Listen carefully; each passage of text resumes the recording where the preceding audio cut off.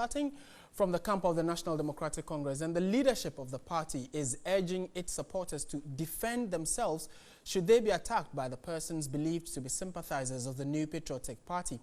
Addressing a press conference in Accra on Thursday, the national chairman of the party, Kofi Potofie, said members, apart from reporting the cases to the police, will first have to defend themselves when attacked. The NPP have been officially declared winners of the elections. And yet, we are recording very worrying cases of violence by their supporters and activists across the entire country. Shameful attacks on the contractors and workers at the Kwame Nkrumah interchange, popularly known as Ghana Dubai, has brought work to a standstill there. The pity of it all is the destruction of the colorful lights from the water fountain that flows to the admiration of all. Our people have reported several cases to the police and the security agencies, and I commended them for working on it. I commend our party leaders, right from the branches to the constituencies, region, and nationally.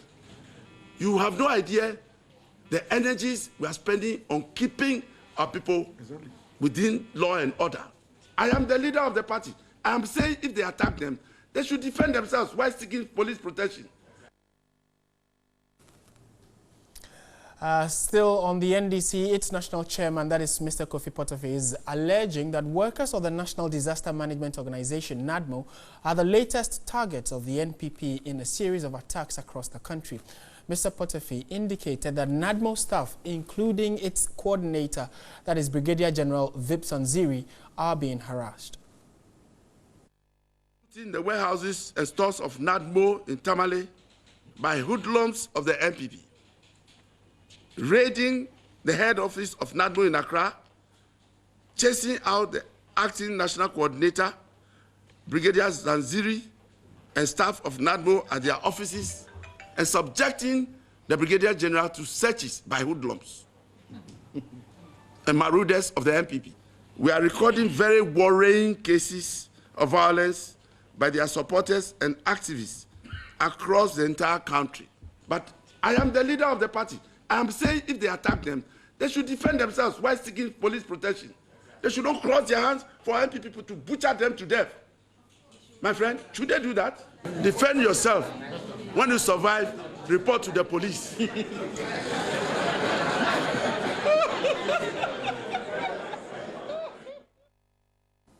All right, so let's stay on this particular topic and go to the Ashanti region, because recent acts of post-election violence have caught the attention of the National Peace Council. Our Ashanti regional correspondent has met up with the chairman of the Peace Council, Reverend Professor Emmanuel Asante, and they've joined us live from the Ashanti regional capital of Kumasi. So, Evans, what's happening? Touted the just ended elections as one of the peaceful polls in the Fourth Republic.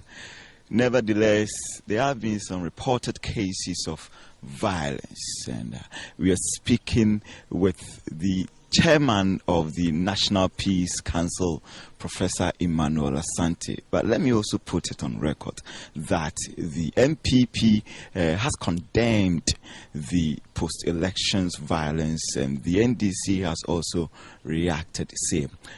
Prof, thanks so much for joining us. Thank you very much. Would you say that the MPP has shown much commitment in calling their supporters to order? As far as I'm concerned, once a whole general secretary, acting general secretary, has made a statement condemning any acts of violence and has called on party supporters to comport themselves, and has also asked the police to crack the whip on such people. And it's not only the acting general secretary who has done that. Nanado himself has indicated his displeasure with the whole thing.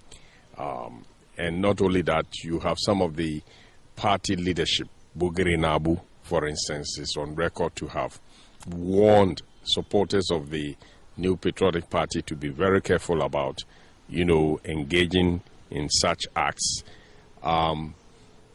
quite a number of them have spoken against the whole thing. It's been condemned. The Peace Council has condemned that act. It's there on record. And a lot of people, President Mahama himself, has spoken against that, urging the NPP to do something about it. They have done something about that. So for me, I do believe that the parties have shown concern about what is really going on, that they do not endorse, and therefore it cannot be a party's policy to engage in acts of this nature. Now, only yesterday, the national chairman of the losing party, I'm talking about the National Democratic Party, Mr. Portofi, called his supporters to defend themselves if they should be they should encounter such sporadic attacks. Was that call appropriate? I consider what came out of the chairman of the NDC to be very, very, very unfortunate. It is unfortunate in the sense that as a party that has been in government and believes in the rule of law, he must know that in calling for people to defend themselves, you're calling for anarchy. It is also an expression of lack of confidence in the law enforcement agency, the police. Because if we believe that the police are up to it, and that they have what it takes to deal with such criminal acts, which I consider what is happening to be a criminal act. You know, the mere fact that we dress it with political paraphernalia doesn't make it political. Somebody is breaking the law, and the law must deal with that person. But if we say that, oh, we think that the police are doing the best that they can, but they don't have what it takes to do so, so we will also help. Let's take the laws into our own hands and prosecute. Ensure our own, ensure that, justice is done. Then we are asking for anarchy. That call is uncalled for. I think what should have come is that we realize that these things are going on, and we call on the law enforcement agency to do what they need to do. Otherwise, we will take the legitimate steps to address the issue. And what will be the legitimate steps? We have the courts, we have the services, we have what we need to do. But if I say I'm going to, arm myself and anybody who comes, I'm going to fight him, we are moving into the law of the jungle, the state of nature, where everything is going to be brutish, nasty. And I don't think we need to do that. We have come this far, and we must try as much as possible to ensure that our democratic credentials and the fact that we are committed to law and order is not disturbed. In saying this, I'm also saying to those people who are using the name of parties to do, things that they shouldn't do. Supporters, whether they are supporters of the MPP or whether they are supporters of the NDC or whatever, should understand that they are breaking the rules of the land, and therefore it's criminal to be doing the kinds of things that they are doing. After all, we have had peaceful election. We have had, a whole president of a nation conceding. The president-elect has magnanimously accepted and even praised the president for rendering services to the nation. We've been able to put in place the transitional team. They are working hard to ensure smooth transition. Why is it that people in the districts and in different places want to take the laws into their hands to prosecute their own transition? And grabbing this from here and there simply because other people did it to us. Two wrongs doesn't make one right. And for me, this is a criminal act that the police must crack on. The police must take action on such people. I'm happy to learn also that the police are already acting. Yesterday, Cephas Arthur, the superintendent Cephas Arthur, was on air. And he did say that already they have arrested about 8 people, and they are they are on the heels of other people. I think it is important for people to understand that this has nothing to do with partisan politics. It is an act against the state an act against law and order, is a criminal act, and they are doing it with criminal intent, and therefore they must be, they must be addressed. For me, simply condemning is not enough. We will condemn such acts, but we must also say that people who engage in such acts, whether it is perpetrated or whether somebody takes the laws into their own hands to prosecute their own justice, is an act that should not be entertained. We are not living in a jungle. All right. Now, finally, just 3 days ago, the newly elected president of the National House of Chiefs visited the Asantehene, and one thing that he said that shook the environment, I'm talking about Menchia Palace, was that he is going to ensure that there's total harmony between the Asantes and then the Eves. What do you make of that call? You know, the whole idea that Ashantis and Eves are at loggerheads is something that politicians perpetrated that for their own political and parochial interest.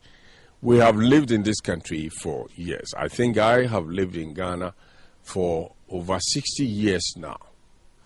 You go to my hometown, there are Eves who are living there. We have lived with them. They are like brothers. There are marriages even amongst us. Eves are scattered all over the place. And there are Ashantis who are also in the Volta region. I know some Ashantis who can even speak Ewe very fluently. Volta region is made up of Akans and of Eves and of different people. We have allowed our, politicking to divide us. And I think Tugwafede hit the nail on its right point. As far as I'm concerned, we are not enemies. We should we should use tradition to say that we are all Ghanaians. We may belong to different ethnic groups, and in our diversity, we must express the unity that we have, and that unity is the fact that we're all Ghanaians. And this is not something that should even happen just simply between Ashantis and Eves. It is something that must involve all of us. Ghanaians must see themselves as Ghanaians. And as Ghanaians, we exist in diverse ethnicity, but we are one. We have been speaking to the chairman of the National Peace Council, Professor Emmanuel Asante. My name is William Evans Nkume. Go back to studios and join Martin for more on